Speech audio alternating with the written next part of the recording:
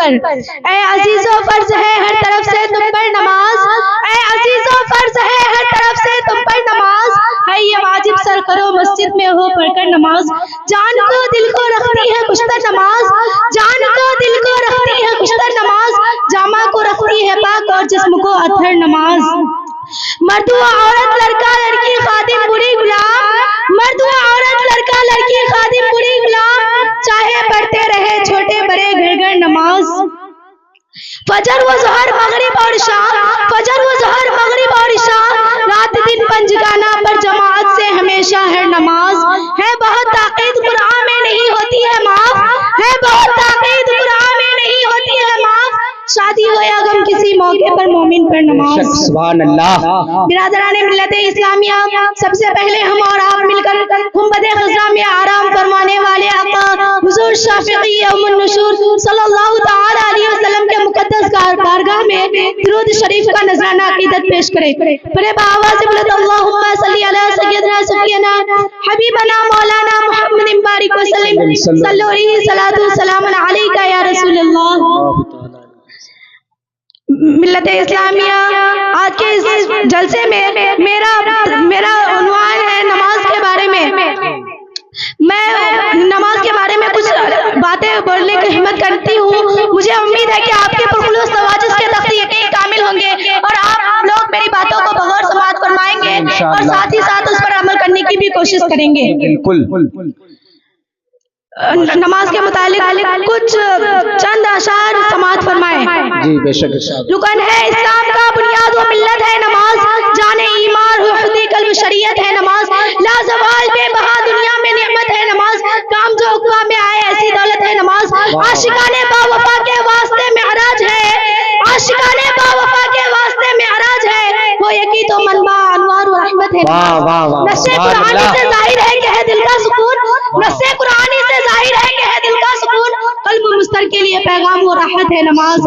حشر کے دن سب سے پہلے اس کو پوچھا جائے گا، حشر کے دن سب سے پہلے اس کو پوچھا جائے گا، بخشش وجود کرم کی وہ علامت ہے نماز۔ معرفت ہو یا طریقت اس کے درجے ہے تمام، معرفت ہو یا طریقت اس کے درجے ہے تمام، شوق ہو دل میں تو سرتاپا فضیلت ہے نماز۔ بے شک سبحان اللہ۔ خدا قدیر کا ارشاد ہے کہ ان الصلاۃ تنہی عن الفحشاء والمنکر، بے شک نماز تمام بے حیائیوں اور برائیوں سے منع کرتی ہے۔ جیسا کہ سیدنا حضرت ابو ذر رضی اللہ تعالی عنہ فرماتے ہیں کہ حضور صلی اللہ تعالی علیہ وسلم فرماتے ہیں کہ الصلاۃ عماد الدین، من اقامها فقد اقام الدین ومن ترکها فقد هدم الدین۔ جی بے شک۔ نماز دین کا ستون ہے، جس نے نماز کو قائم رکھا اس نے دین کو قائم رکھا، اور جس نے نماز کو ترک کیا اس نے گویا کہ اس نے دین کو برباد کر دیا۔ اللہ کیا بات۔ برادران اسلام، ایمان اور عقیدہ کے بعد مذہب اسلام کے اندر تمام عبادتوں میں افضل اور تمام فرائض میں اہم نماز ہے۔ جی بے شک۔ جس نے اخلاص اور قلب سے نماز پڑھی تو اس کے تمام گناہ صغیرہ ختم ہو جاتے ہیں۔ جیسا کہ سیدنا حضرت ابو ذر رضی اللہ تعالی عنہ فرماتے ہیں کہ ایک مرتبہ حضور صلی اللہ تعالی علیہ وسلم مدینہ منورہ سے باہر تشریف لے گئے، پتجھڑ کا زمانہ تھا۔ حضور صلی اللہ تعالی علیہ وسلم نے ادھر ایک درخت کی دو ٹہنیوں کو حرکت دی تو اس سے پتے گرنے لگے۔ جی بے شک۔ اللہ اللہ۔ تو آپ نے حضرت ابو ذر رضی اللہ تعالی عنہ کو پکارا، حاضر ہوا، عرض کی، حاضر ہوا، یا رسول اللہ، حضور نور مجسم صلی اللہ تعالی علیہ وسلم فرماتے ہیں کہ بندہ جب صرف خدا کے لیے نماز پڑھتا ہے تو اس کے بدن سے گناہ اس طرح جھڑ جاتے ہیں جس طرح اس درخت کے پتے۔ جوان لڑکیاں اور لڑکیوں، میری بہنوں سنو، جوانی کی عبادت سب سے زیادہ اللہ کو پسند ہے۔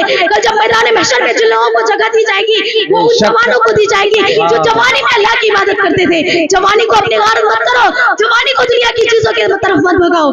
جوانی میں کیا ہوتا ہے؟ جوانی میں انسان کے جوش، اس کے ہمت، ان کے خواہشات بہت زیادہ ہوتے ہیں۔ اس بزی ماحول، اس مصروف زندگی میں ہم اور آپ کو اللہ کی طرف جھکنے کا وقت نکالنا چاہیے۔ چلیے میں آپ کو ایک گنہگار شخص کے بارے میں بتاتی ہوں کہ وہ شخص بہت ہی گنہگار تھا، سیاکار تھا، بدکار تھا، علاقہ جانتا تھا کہ وہ شرابی ہے، جواری ہے، وہ بدکار ہے، سیاکار ہے، گنہگار ہے۔ زندگی کے وہ دن گزر گئے اور اس گنہگار شخص کی موت ہو گئی۔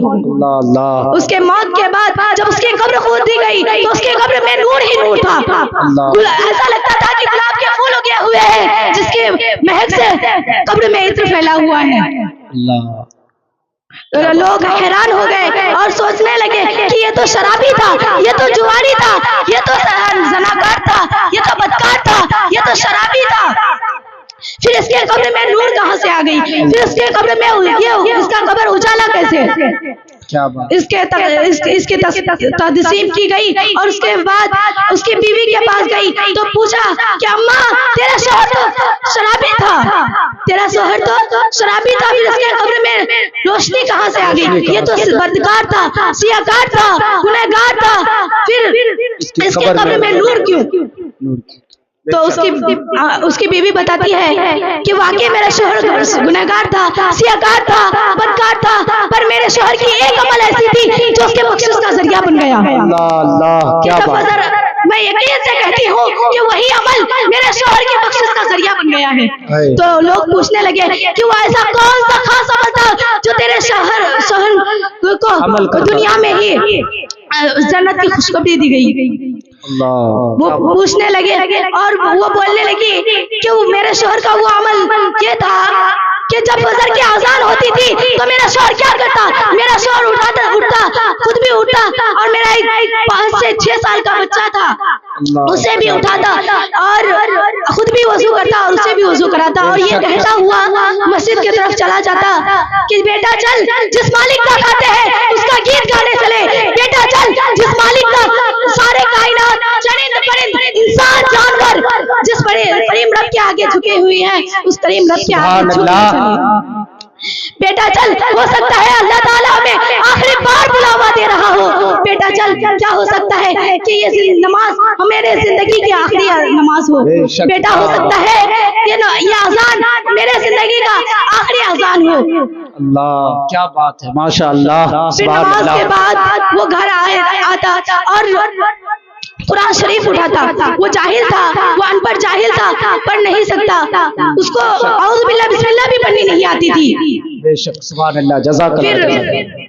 ठीक है, माशाअल्लाह, बहुत खुशी की बात है, माशाअल्लाह।